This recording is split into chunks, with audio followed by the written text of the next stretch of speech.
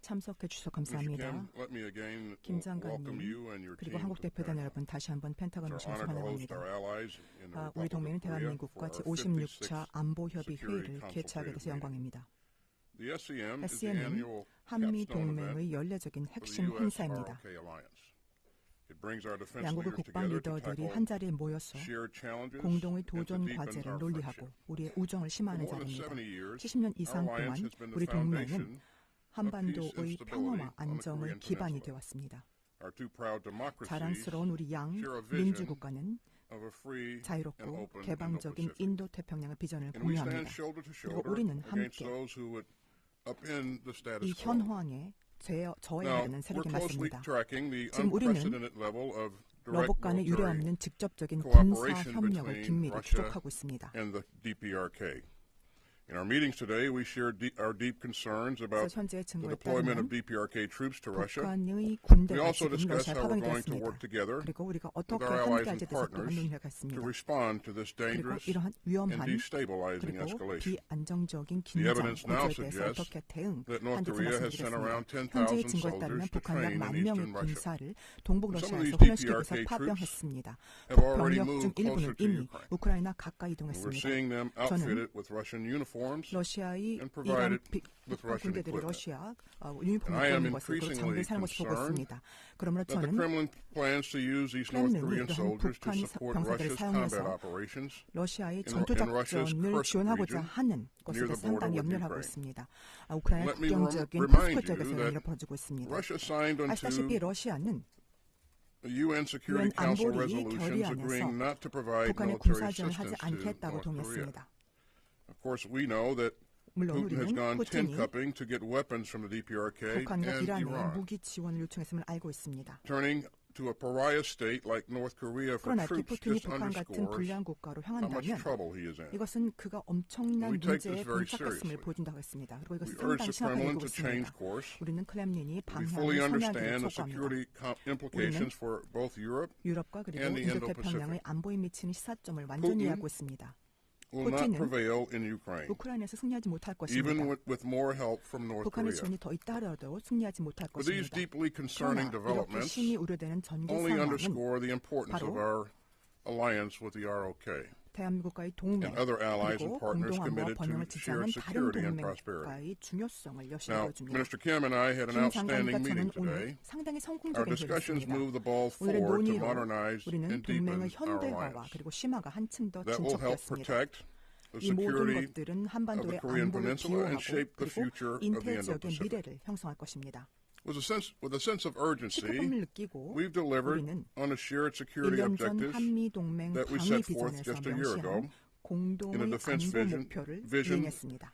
of the U.S. ROK alliance. The U.S. Department of 미국 Defense and the 국방부와 ROK 그리고 Ministry of 한국 National 국방부는 Defense signed the Nuclear Consultative Group 핵협의체 guidelines in 지침에 July. 7월에 And later that 서명했습니다. month, I 그리고 7월 traveled to 말에 제가 Japan 일본으로 건너가 to join an historic trilateral 한일과 ministerial meeting 역사적인 with the 삼국 ROK and 장관회담에 Japan. 참석했습니다. It was held in Tokyo for the 도쿄에서 first time, 처음으로 열렸는데요. as envisioned by the 이 회담은 2023 Camp David 2023년 Summit. 캠프 데이비드 정상회담의 비전을 반영하는 I 것입니다. assured Minister Kim today that 저는 the 김 United States 장관님께 remains fully committed to 미국은 the 한국에 defense 대한 of the 방어를 ROK. 전적으로 약속한다고 And our 보장했습니다. extended deterrence commitment 미국의 remains 확장 억제 ironclad. 공약은 That 철통같이 commitment is 갑니다. backed 이러한 by the full 공약은 range 바로 of 미국의 America's 모든 conventional 범주의 재래식, missile defense, 미사일 방어, nuclear, and advanced 그리고 진전된 non-nuclear 비핵 capabilities. 역량에 의해서 지원될 것입니다. We've also 우리는 또한 returned to large-scale 한국과 exercises with 대규모 our 훈련을 ROK allies. 재개했습니다. And that's strengthening 이러한 our 훈련은 combined readiness 연합 and our 준비태세와 interoperability. 상호 운영성을 강화하고 We're also 있습니다. working together to 또한 tackle 인태 지역에서 shared security challenges 공동 across the 안보 도전 Indo-Pacific. 과제를 함께 하게 So 되고 today, 생각하고 Minister 있습니다. Kim and 그래서 I 오늘 endorsed 김 a 장관과 framework 저는 to expand our 공유된 cooperation 가치와 throughout the region 공동 이익에 기반한 based on our shared 지역 values and 전반에 common 걸친 interests. 협력을 확장하는 We 프레임워크를 also discussed the 승인했습니다. important role 우리는 of the 또한 United Nations Command, 유엔사의 중요성에 which 대해서 reflects the 논의했습니다. international community's long-standing 유엔사는 commitment to peace 한반도의 on the 평화에 관한 peninsula. 국제공동체의 And 지속적인 earlier 약속을 this year, 반영합니다. with 올해 support from 초에 the ROK, 한국의 지원으로 we accepted 우리는 Germany as the 독일을 18th 유엔사의 member 18번째 state of the 회원국으로 UNC. 받아들였습니다. Moving forward, 앞으로도 we'll 우리는 build on our momentum 이 모멘텀을 and we'll 계속해서 구축할 expand the 것입니다. scope and scale of 그리고 our 협력의 cooperation. 규모와 범위를 확장할 We'll 것입니다. use our strategic advantages and 우리는 innovation in our 전략적인 defense 우위 그리고 in our 또한 defense 혁신을 industrial bases 사용해서 to bring cutting-edge tech to our warfighters. Now, our alliance has always been rooted in our shared commitment to act together, and the interests that brought us together 7 decades ago have continued to grow stronger. Today's discussion again underscored our shared vision for this alliance's future. So, Minister Kim, thanks for your leadership and your commitment to this proud alliance. We got a lot done today, and I look forward to doing even more tomorrow in the U.S. ROK 2+2 with Secretary Blinken and Minister Cho. Thanks very much. And now let me turn it over to Minister Kim.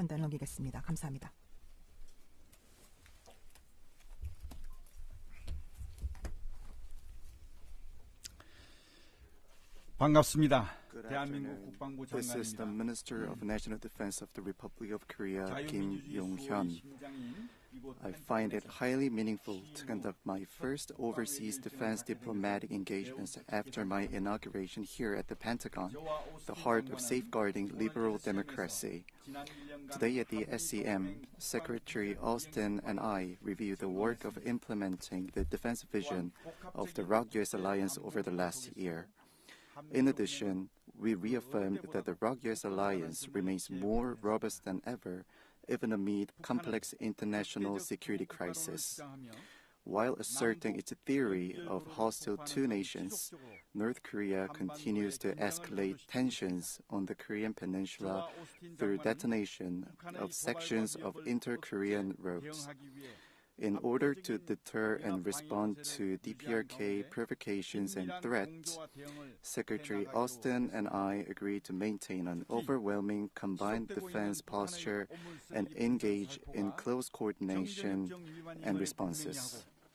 In particular, we made it clear that DPRK's ongoing practice of sending filth and trash balloons constitutes a violation of the Armistice Agreement and called for an immediate cessation of this activity with one voice.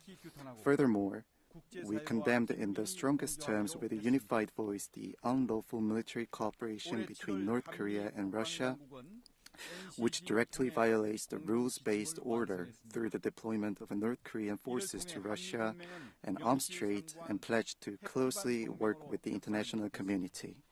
This July, the defense authorities of Korea and the United States completed the NCG joint guidelines through the Nuclear Consultative Group, thereby elevating the ROK-US alliance to an unequivocal nuclear-based alliance. Building on these guidelines, Secretary Austin and I will diligently pursue the NCG tasks in a substantive manner to enhance the execution capabilities of extended deterrence of ROK and US as equal partners. Throughout this process, the ROK Strategic Command will be a key unit in the execution of the ROK-US Conventional Nuclear Integration CNI operations. Secretary Austin reaffirmed the United States' unwavering commitment to providing extended deterrence to the Republic of Korea by utilizing the full range of its military capabilities. In addition, as tangible evidence of the U.S. commitment to the defense of the RRK, Secretary Austin reiterated that the frequency and intensity of U.S. strategic asset deployment would be increased and made regularized in accordance with President Biden's commitment in the Washington Declaration. The RRK and the United States will continue to further enhance the alliance's capabilities and posture in response to nuclear and missile threats through implementing combined exercises that reflect the North Korean nuclear threats.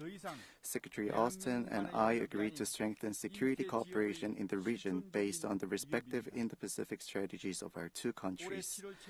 The nuclear and missile threat from North Korea is now an existential threat not only to the RRK but also to the Indo-Pacific region. We had a shared understanding that the RRK-US-Japan Trilateral Security Cooperation Framework signed in this July represents a historic milestone in trilateral security cooperation. We will continue to further enhance it. In particular, we highly appreciated the achievements of Freedom Edge exercise, the first multi-domain training, and have decided to conduct a second training in the near future.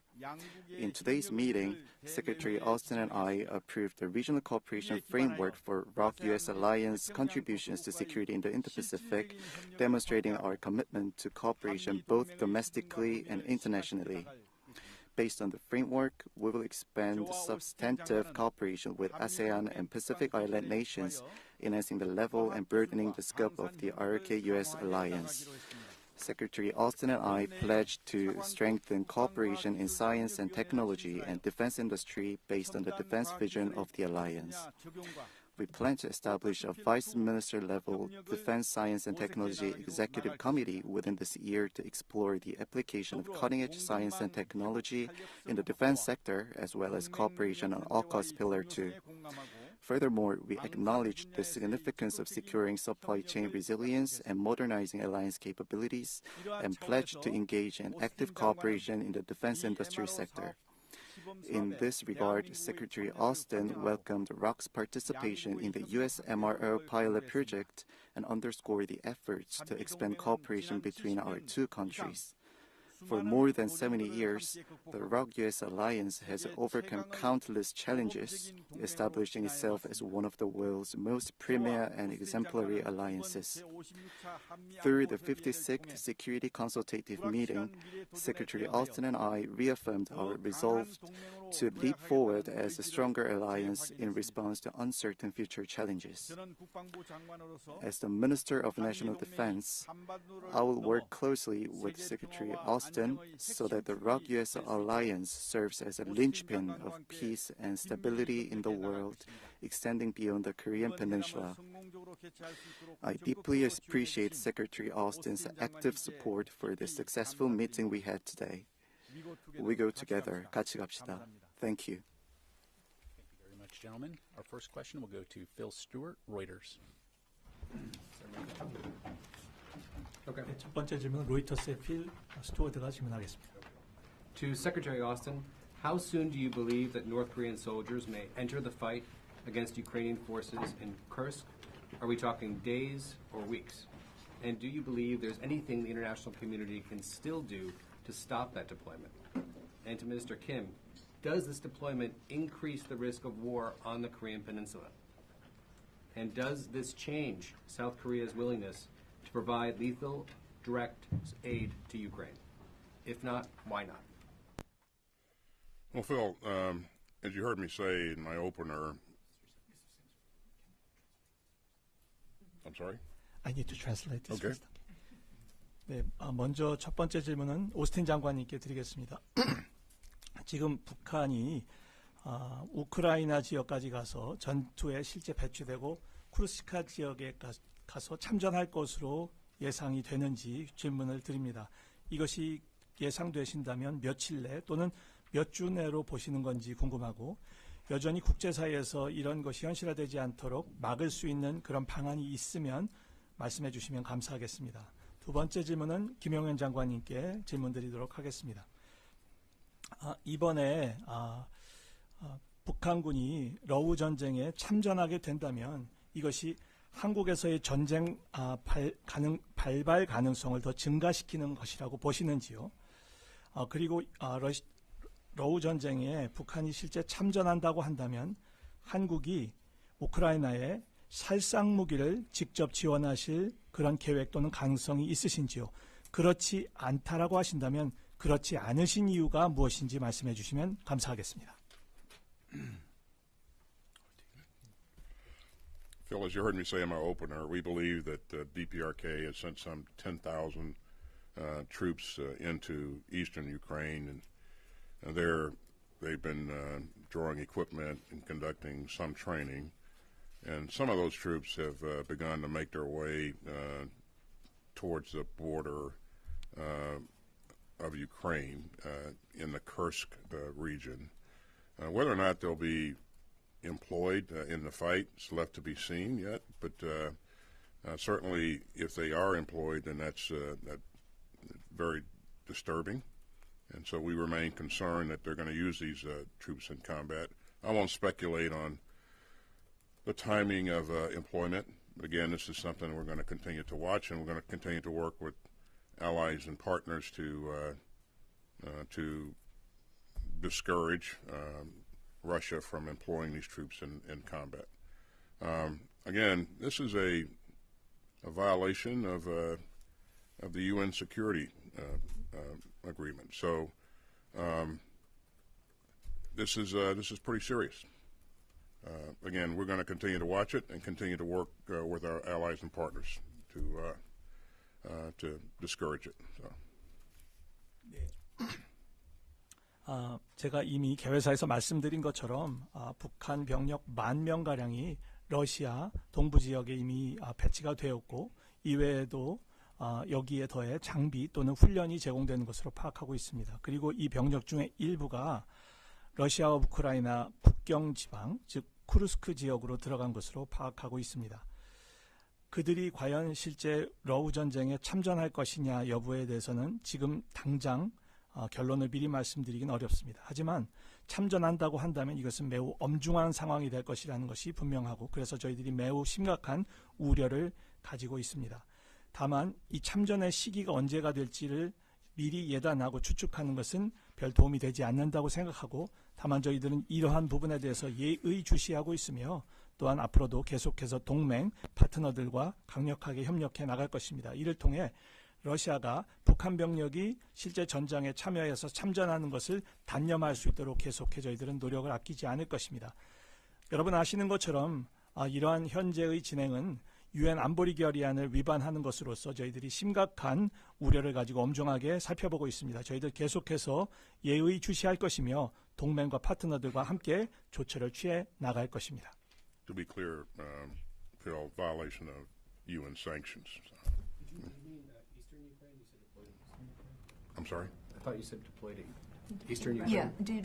Did you mean Eastern Ukraine or Eastern Russia that they had deployed to? They had deployed to Eastern Russia, and then they're making their way west towards the Ukrainian border. Sorry about that.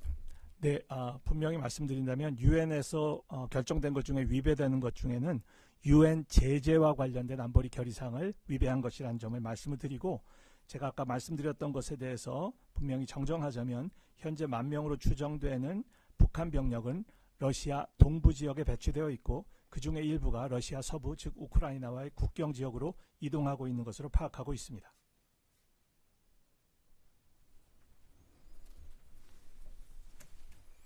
예, 두 번째 질문에 대한 답변을 드리겠습니다. 북한군의 러시아 파병과 관련해서 한반도의 한국의 전쟁 발발 가능성에 대한 질문이었습니다.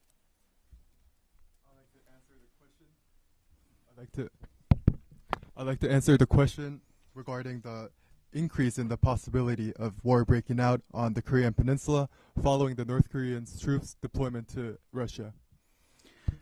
북한군의 러시아 파병으로 인한 한국 전쟁의 발발 가능성보다는 한반도의 안보 위협이 고조될 수 있다, 높아질 수 있다. 저는 그렇게 생각합니다. I do not necessarily believe that the North Korean troops deployment to Russia results in the changes in the possibility of war breaking out on the Korean Peninsula. However, I believe this can result in the escalation of the security threats on the Korean Peninsula. 왜냐하면 북한은 파병을 조건으로 해서 러시아에게 그 첨단 군사 기술 지원을 요구할 가능성이 높습니다. This is because there is a high possibility that North Korea, in exchange for their troops deployment, would ask for cutting-edge technology transfer. 예를 들어서 전술 핵무기 고도화라든지 ICBM 미사일 고도화 기술, 그 다음에 또 정찰 위성에 대한 기술, 원자력 잠수함 만드는 기술, 이런 어떤 첨단 과학 기술을, 군사 기술을 요구할 가능성이 높습니다. There's a high chance that they would, in exchange for their deployment, North Korea is very likely to ask for technology transfers in diverse areas, including the technologies relating to tactical nuclear weapons, technologies related to their advancement of ICBM, also those regarding reconnaissance satellite, and those regarding SSBNs as well.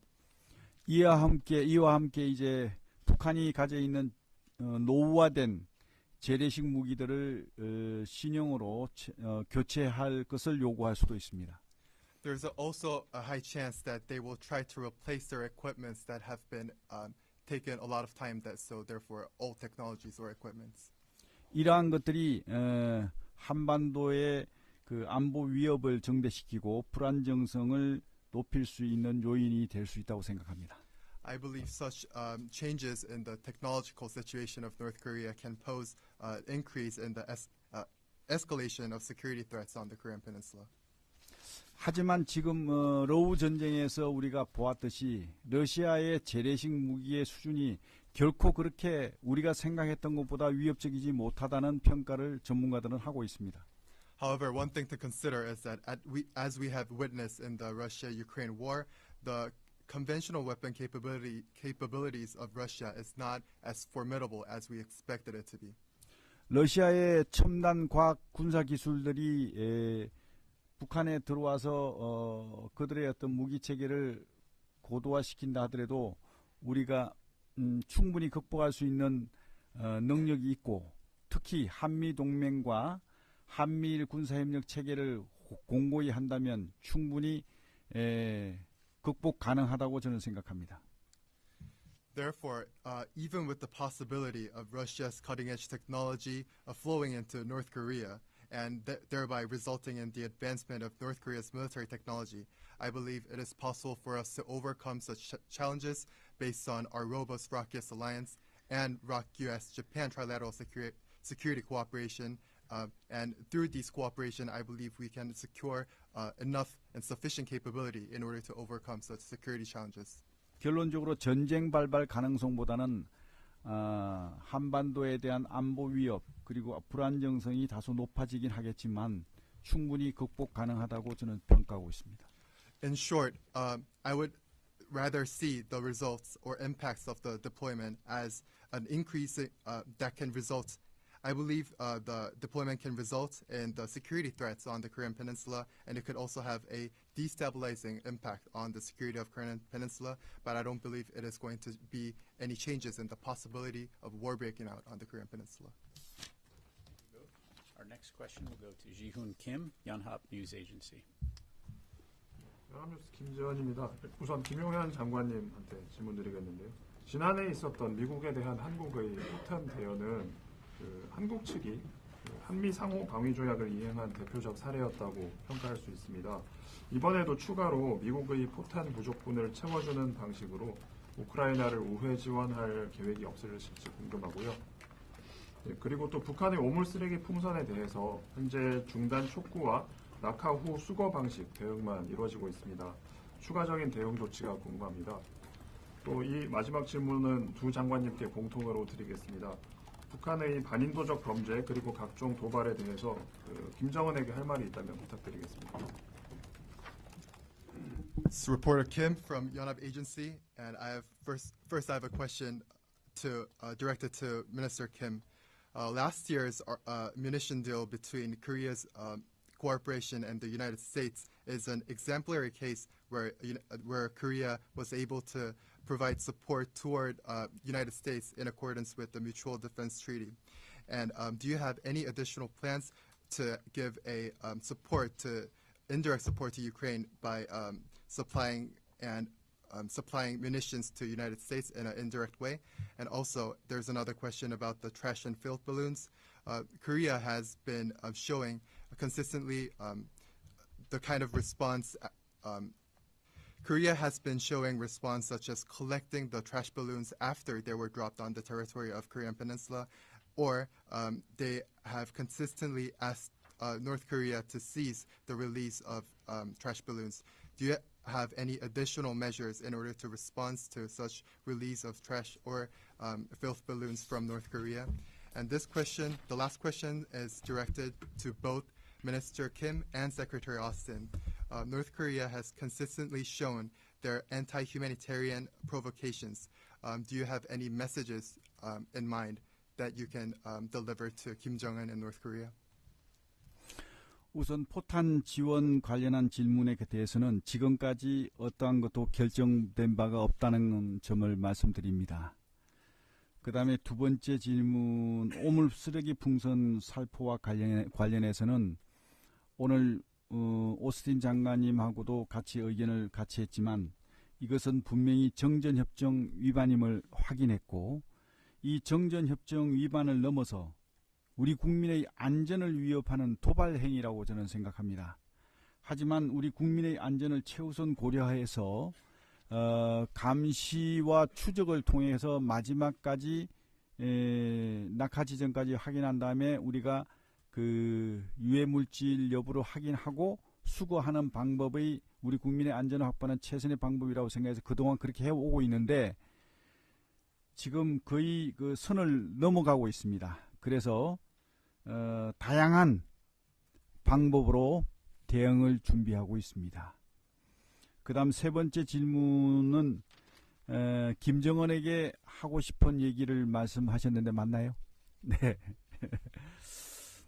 북한군의 그 러시아 파병의 본질은 우크라이나 전쟁에 제3자가 개입하면서 확전에 대한 우려라고 생각합니다. 그래서 이 북한군이 파병됨으로써 우크라이나뿐만 아니라 유럽 모든 세계 국가들이 확전에 대한 우려를 하는 것이거든요. 그래서 지금 이게 북한의 파병은 러시아의 불법적인 침략 행위에 야합하는 행위다. 저는 그렇게 생각합니다. 그래서 이 야합하는 행위뿐만 아니라 김정은이가 자신의 독재 정권을 유지하기 위해서 자기 군대를 총알바지 용병으로 용병으로 보낸 것에 불과하다. 저는 그렇게 생각합니다. 이거야말로 반인륜적이고 반평화적이고 전쟁 범죄 행위로 볼 수 있다. 그렇기 때문에 이후에 북한군의 그 파병으로 일어난 이후의 문제에 대한 모든 책임은 저는 김정은한테 있다고 저는 생각합니다. 그래서 김정은이에게 할 수 있는 얘기는 북한군 파병을 즉각 철회할 것을 강력히 촉구합니다. So the first question about munition supply to United States, I have to give you an answer that at the current moment, nothing is determined. And for your second question about Korea's response to North Korea's release of trash and filth balloons, in today's meeting, Secretary Austin and I have confirmed that the deployment of trash and filth balloons are a violation of armistice agreement. And as the release of trash and filth balloons is a provocation that poses a safety threat to our people, we have been using the response of first identifying and then tracking, and then after we found out the location of the dropping, and then we checked if there's any biological or chemical weapons in it. After we have gone through all the tests, then we collected those balloons. These measures were taken under our assessment that this is the best and most optimal way of guaranteeing and confirming the safety of our people, and that this is the way to protect our people in our best way. However, North Korea is crossing the line with various methods of provocations, and we are open to all alternatives when it comes to our response to North Korea's provocation. On your third question, I recall it was if I have any message that I have to Kim Jong-un. I believe the essence of North Korean troop deployment is the possibility of expansion of the war, and this results from the intervention of the third party, which is North Korea. And such possibility is resulting in grave concerns of European countries, including Ukraine. And the deployment is, North Korea is joining the collusion of Russia's illegal aggression and invasion, and therefore I see that the deployment is Kim Jong-un's attempt to maintain its dictatorship, and Kim Jong-un didn't hesitate to sell out its young people and troops as cannon fodder mercenaries. I believe such activities is a war crime that is not only anti-humanitarian but also anti-peaceful. Therefore, I would like to strongly condemn the activity of Kim Jong-un, and I believe all responsibility from the results of the deployment belong to Kim Jong-un. We call for Kim Jong-un's immediate withdrawal of his troops in our strongest terms. Thank you. Thank you for the question. I don't have any messages for the leadership of DPRK. I call upon them to cease their potentially destabilizing behavior in both the Indo-Pacific region and now in the European theater as well. And like my colleague here, Minister Kim, I call upon them to withdraw their troops out of Russia.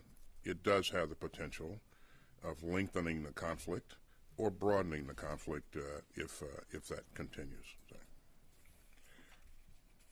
질문에 감사드립니다. 북한 최고위자에게 직접 개인적으로 전달할 메시지는 제가 따로 말하지 않겠습니다. 다만 북한의 현재의 행동이 인태 지역과 현재는 또 유럽 전국까지 퍼져서 매우 많은 불안을 야기하고 있기 때문에 이것을 즉각 중단할 것을 촉구하는 바입니다. 또 김 장관님께서 말씀하신 것처럼 러시아에서 즉각 그들이 철수할 것을 요청합니다.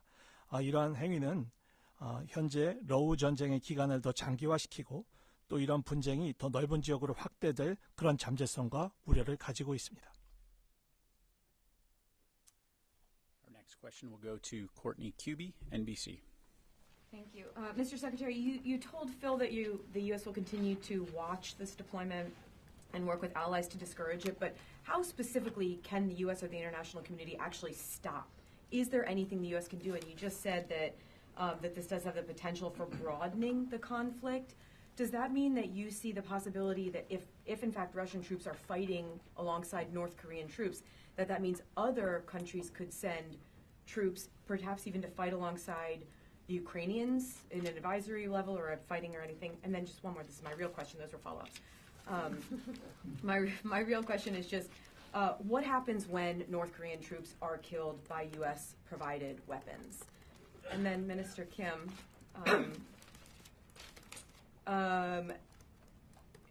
do you see any signs that North Korea plans to interfere in the U.S. elections?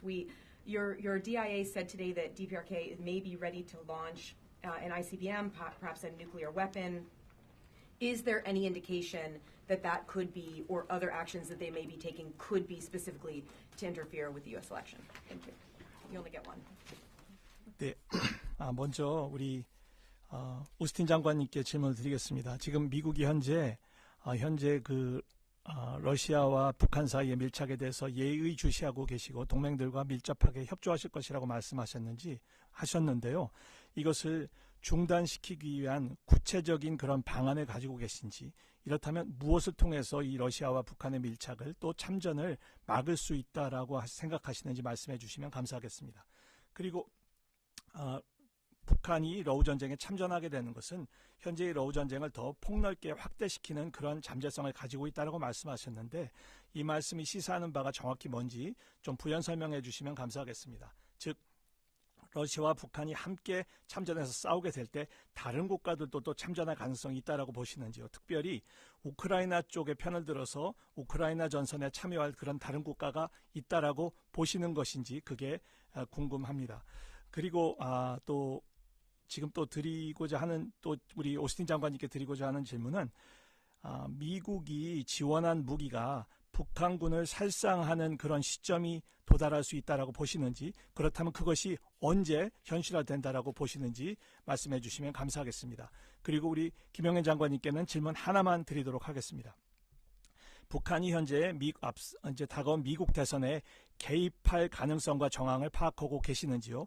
최근에 있었던 그 한국 정보당국 KDI의 그러한 예측에 따르면 북한이 대륙간 탄도미사일 즉 ICBM이라든가 핵실험을 강행할 그런 가능성, 그리고 그 외에도 여러 가지 도발을 할 가능성이 있다라고 정보 예측을 하고 있는데, 이런 활동들을 통해서 북한이 미국 대선에 개입하려는 시도를 할 개연성이 있다라고 보시는지 말씀해 주시면 감사하겠습니다. So Courtney, the first of your 20 questions here was whether or not we can stop the DPRK from sending troops. We certainly can work with others to discourage this kind of behavior, but I didn't mean to imply that we can stop that. But certainly, their actions have consequences, as all actions have consequences, and we need to be mindful of that. In terms of what could happen, you mentioned my reference to potentially broadening this conflict. Yes, it could encourage others to take action, different kinds of action. But I won't speculate on what could exactly happen. But there are a number of things that could happen. And what happens when DPRK soldiers are killed with U.S. provided weapons? Well, if the DPRK soldiers are fighting alongside Russian soldiers in this conflict and attacking Ukrainian soldiers have the right to defend themselves, and they will do that with the weapons that we provided and others have provided. That's to be expected. But if they are fighting alongside of Russian soldiers, they are co-belligerents, and you have every reason to believe that those kinds of things will happen, that they will be killed and wounded as a result of battle. 예, 지금 우리 코트니 기자분께서 한 20가지나 되는 것처럼 굉장히 많은 질문을 주셨는데 그중에 첫 번째 질문에 대해서 답변을 해보겠습니다. 즉 북한이 현재 러시아 우크라이나 전쟁에 참여한 것을 중단시킬 수 있느냐 하는 질문이셨는데 저희들이 그런 목적을 위해서 계속해서 노력해야 하고 노력하는 것은 늘 가능하다고 생각합니다. 하지만 제가 단정적으로 그들을 이렇게 해서 중단시킬 수 있다라고 말씀드리지 않았다는 점을 다시 한번 환기시켜 드립니다. 근데 분명한 것은 그들이 취한 이런 행동에는 반드시 결과가 따를 것이라는 것이고 그것은 모든 행동에는 다 결과가 따른다라는 점을 참고해서 그들이 꼭 이 부분을 유념해야 할 것입니다. 또 이러한 그 북한의 참전을 통해서 어떤 일이 일어날 것인가에 대해서 제가 이런 전쟁과 충돌이 더 포괄적으로 폭넓어질 수 있다는 점에 대해서 추가 질문을 해주셨는데요. 지금 하신 추가 질문에 대한 내용이 맞습니다. 즉 다른 국가들이 현재 전쟁에 대해서 여러 조치를 취해서 참여할 수 있다고 봅니다. 그럼 구체적으로 어떤 국가가 어떤 조치를 취할 것인지에 대해서 추측하는 것은 별 도움이 되지 않는다라고 생각하는데 다만 여러 가지 조치들이 가능할 것이라는 점은 말씀드릴 수 있겠습니다. 또 이어진 질문은 바로 미국이 제공한 무기가 북한군을 살상하는 데 사용되는 때가 언제고 이때는 어떤 시사점이 있느냐라는 그런 내용을 질문해 주셨는데요. 분명한 것은 러시아와 북한이 함께 어깨를 나란히 하고 우크라이나 병사를 공격한다라고 한다면 우크라이나 병사 입장에서는 당연히 자위권을 발동할 입장이 있고 그런 경우에 미국이 제공한 무기든 아니면 다른 우방 국가가 제공한 무기를 사용하게 될 것을 우리가 당연히 예측할 수가 있게 됩니다. 분명한 것은 현재 러시아와 우크라이나가 침공군으로서 활동을 하고 있기 때문에 그들에게 반격을 취할 때 북한 병사도 마찬가지로 사상되거나 또 부상을 입을 확률이 분명히 존재합니다.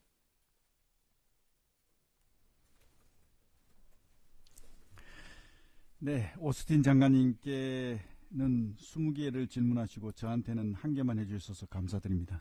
Thank you for giving 20 questions to Secretary Austin, but only one for me. 매우 행복합니다. I'm so happy. 북한의 대선 개입 가능성에 대해서 질문하셨는데 결론적으로 말씀드리면 가능성은 높지 않다라고 답변드립니다.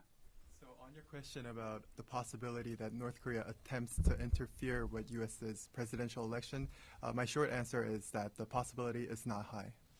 대선 개입보다는 대선을 전후해서 자신들의 존재감을 과시하기 위한 도발 가능성은 충분히 열려 있다. 저는 그렇게 생각합니다.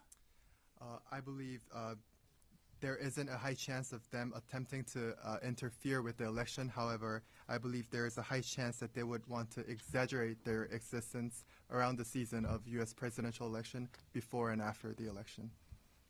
도발을 한다면 그 가능성은 ICBM을 발사하거나 또는 7차 핵실험 등이 예상됩니다.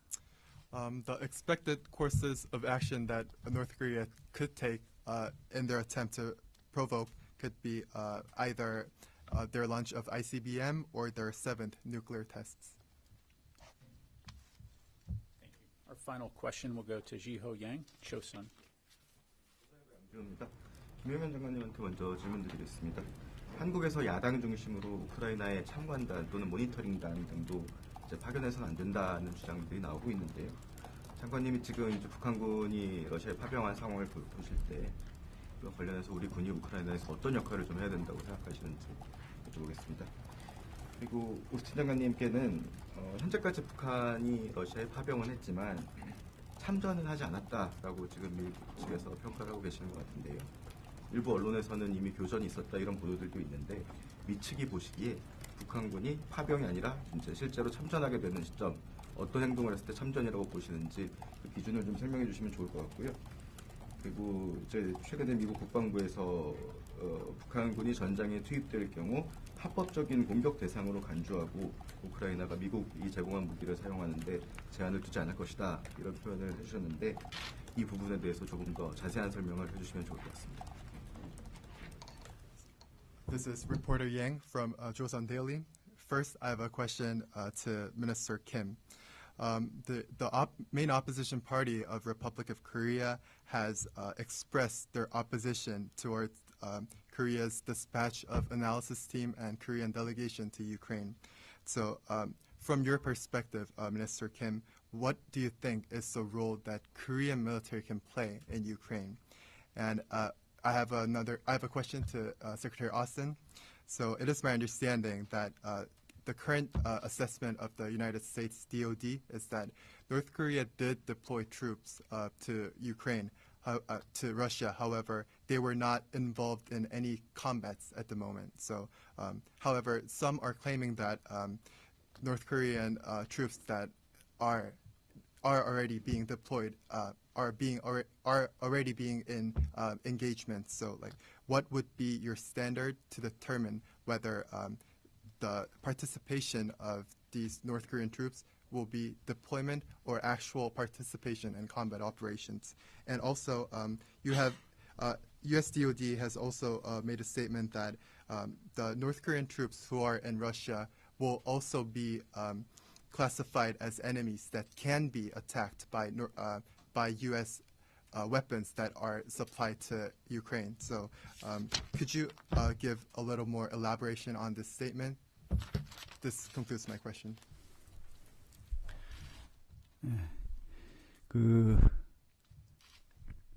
우크라이나전에 대한 참관단 또는 모니터링단 파병과 관련한 질문이었습니다. 이와 관련해서는 이라크전을 비롯해가지고 각종 그 전쟁 시에 참관단이나 전황 분석단 이런 것들을 쭉 보내왔습니다. So I recall the question was about our observers and monitoring teams of Korea that are and could be sent to Ukraine. So throughout the history in many different wars, including the Iraq War, there have been many cases where we have sent monitoring teams or lesson learned analysis team to the countries that were in war.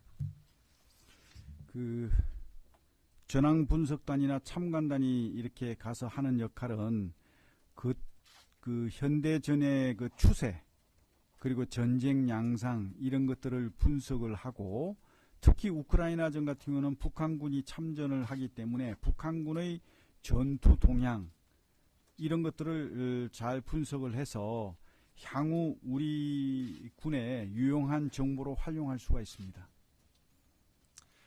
The role of such observers or analysis team play in the war is mainly analysis of the trends of the modern warfare or different aspects of modern warfare. And especially as we have confirmed North Korean troops were deployed to Russia, I believe it could serve as a great opportunity for our analysis team or observer to learn the movements or trends of the North Korean troops. 새로운 다양한 무기 체계들도 등장을 하고 있고 현대전에 맞는 전술 이런 것들도 굉장히 중요하게 드러나고 있습니다. 이런 것들을 우리가 잘 수집을 해서 향후 우리 국가 안보에 우리가 유용하게 활용을 한다 그러면 보다 우리 국민의 안전을 지키는데 큰 도움이 될 것으로 생각합니다. In many wars, we have witnessed many new and diverse weapon systems continuously popping up, and also we were able to witness many different modern tactics in the war. I believe if we can collect such information diligently and then utilize it for our future safety of and stability of our country, I believe it can serve as an opportunity for us to provide better protection toward the people of Republic of Korea. 그래서 우크라이나 전에 참관단을 보낸다든지 무슨 그 전황 분석단을 보내는 것은 당연한 우리 군의 임무라고 저는 생각합니다. 만약에 그렇게 하지 않는다면 그거야말로 잘못된 것이고 직무유기라고 생각합니다. I believe it is an obvious task that our military should play to send observers and analysis team to the Russia-Ukraine war. And I would even say that if we don't send our observers or analysis team, it would mean that we are not faithfully doing our jobs. So thank you for your question. As I understand it, the first question was, what is our standard for determining whether or not the DPRK troops are actually fighting or in the fight? And the second question was whether or not they can be engaged with U.S. weapons. So I think standard's pretty easy. If they're fighting, if they're attacking Ukrainian soldiers, then they are co-belligerents. They're a part of this fight. That's fairly easy to determine.